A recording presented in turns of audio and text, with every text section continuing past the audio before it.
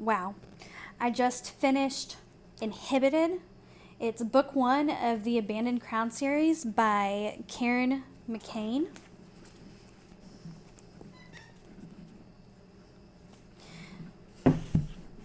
It's a great book, quick read. It's decently thick, but it's one of those books that kind of grasps you from the beginning, so you get through it fairly quick. How to explain this book?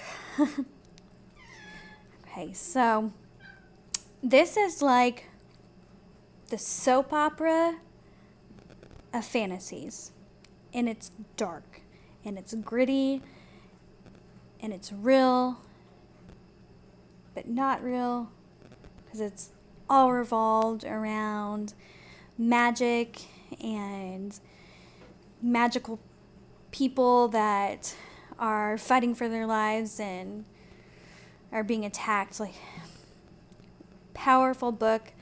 The characters in it, they're so complex, and you feel for them, and they're so tortured and sad and had gone through hell, and I mean literal hell. There's a tough mom and daughter relationship that you'll really get invested in. A lot of death. Trigger warning that if you have issues with reading about or seeing anything about things happening to children or rape victims, this is your trigger warning. It gets pretty dark. It gets pretty graphic.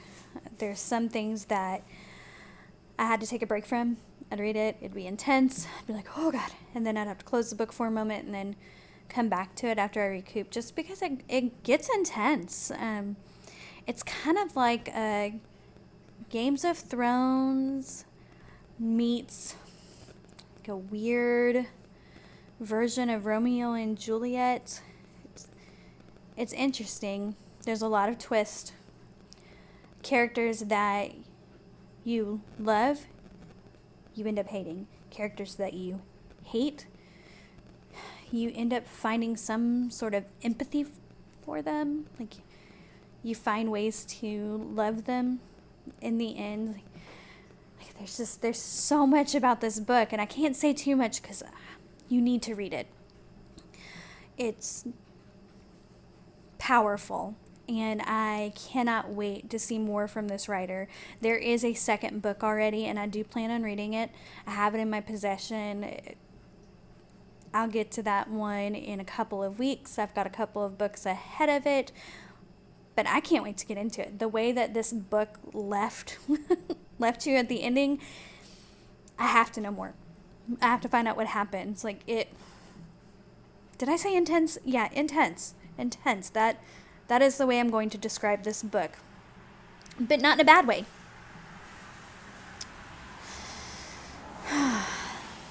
So, now what I'm going to go ahead and do is I am going to have a reading of the prologue.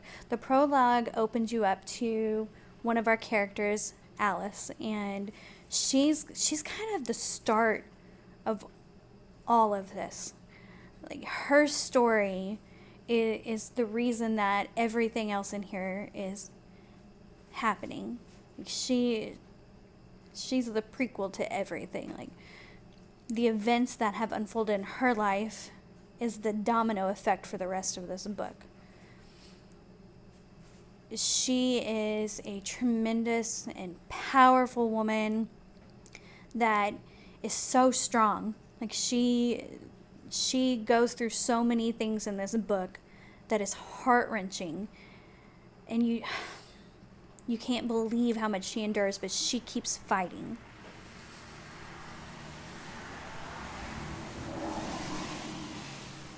Like, I'm gonna get emotional talking about it. It's that good. You really do feel that much for these characters.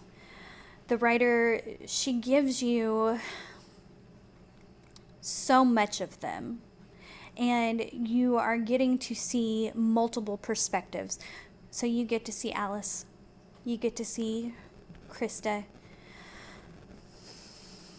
you get to see Jacob, you at some point get to see the captain. And here I am introducing all these characters to you, but I can't really say anything else about them. You're just going to have to read the book and trust me that it is that good. Also, another perk to this beautiful indie gem that I have unearthed for you. It comes with a map. Hold on, I've got to hold that up better. I'm hiding in my garage because the kids have been being loud. Virtual learning makes for antsy children.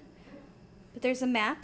Not only is there a map, there's an entire index in the back that lets you know how to pronounce the Àraid's words, which are the people in the book.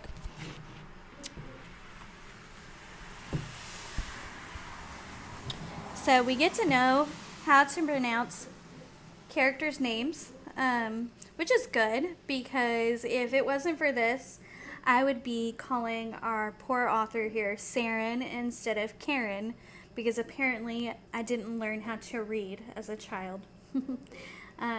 So luckily, she has inputted her own name into this book, and we get to see the actual pronunciation.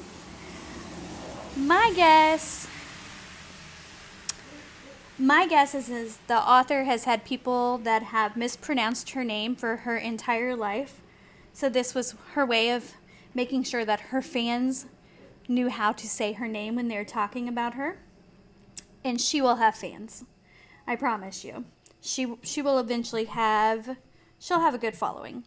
So we've got the names, we've got pronunciations of the actual Àraid words, we've got the map.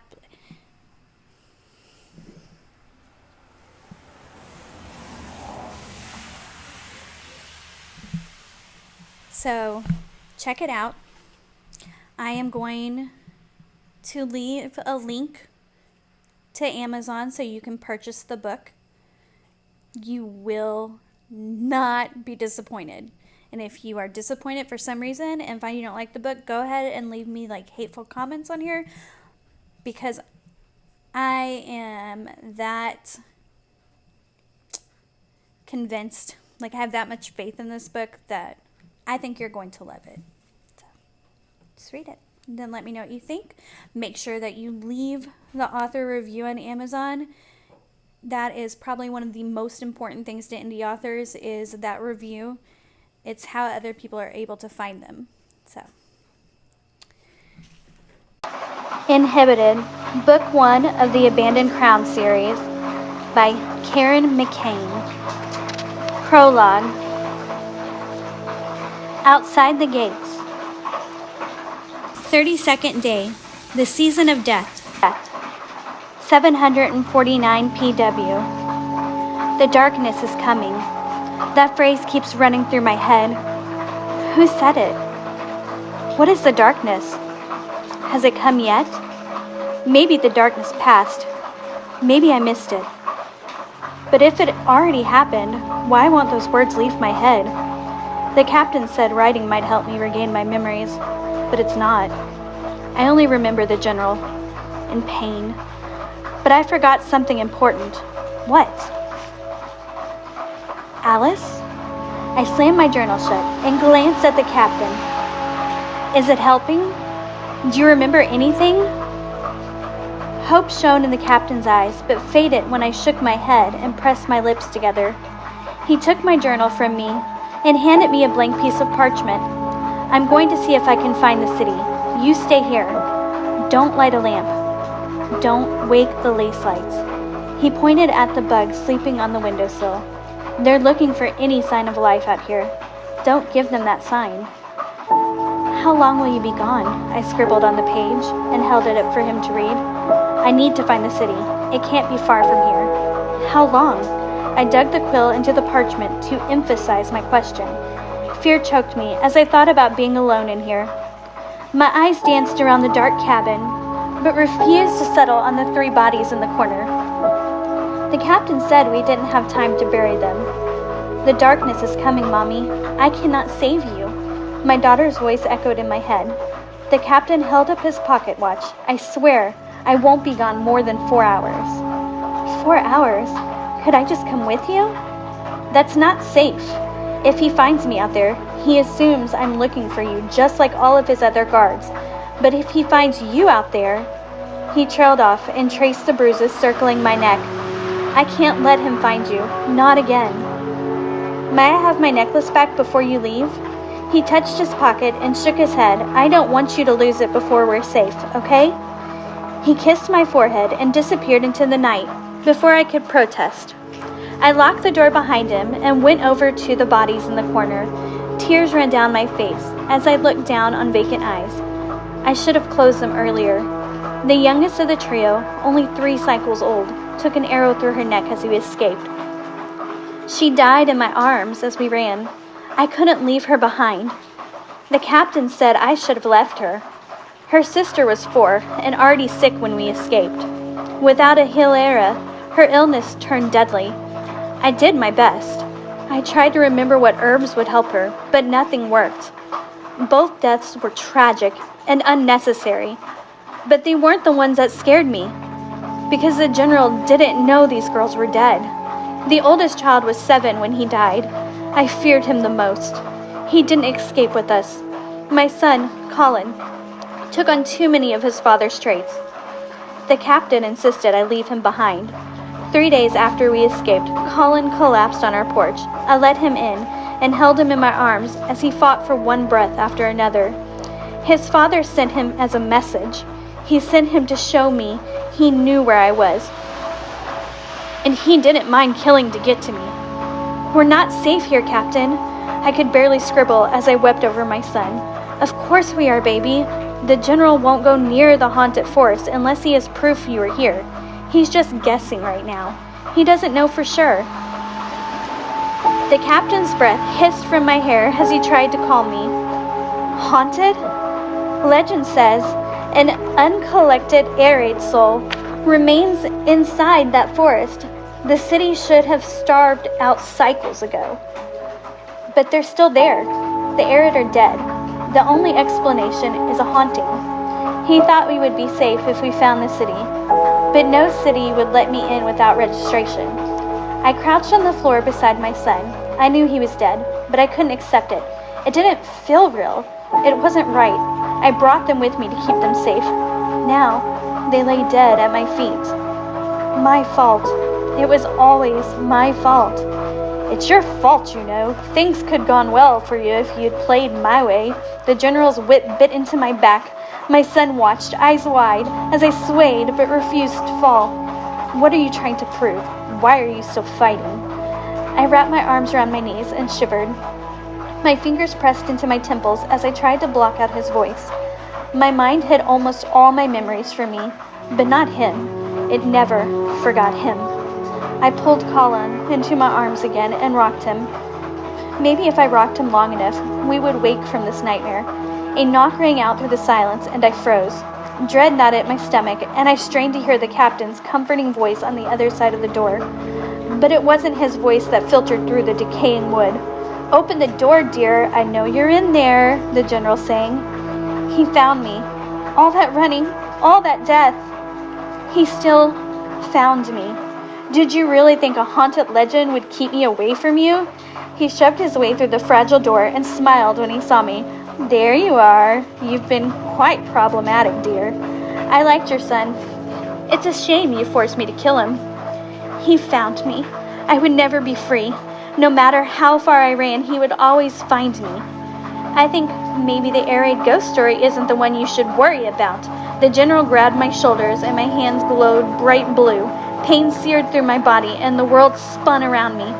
Bright blue light wrenched itself from me, painfully ripping at my core, and sank into my son's still form. I threw my son's body from me as his eyes blinked open and he gasped. Colin stood and faced his father, waiting for a signal. His fingers changed to claws, and he turned toward me. I scrambled away from him, but the small cabin didn't allow me to escape. "Come here, baby. I'll protect you." The general held out his arms, and I ran to him. He won. Again. I was right where he wanted me. I hated myself for caving in so easily, but only he could stop my son. "You haven't served your sentence yet.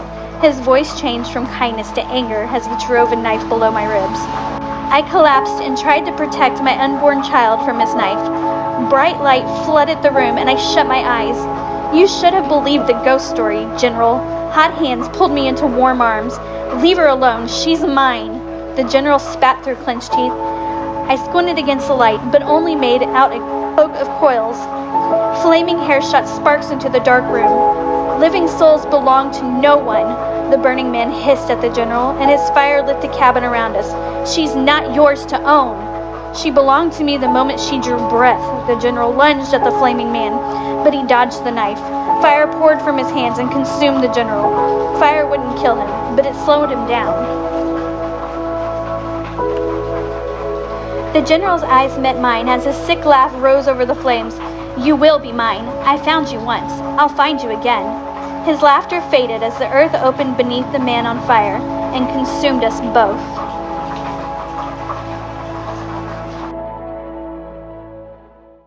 Okay, so that's the end of the prologue.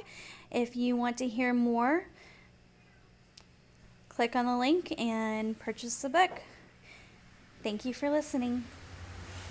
Make sure that you like, share, and subscribe to hear more from this author and other indie authors that you might not have ever found.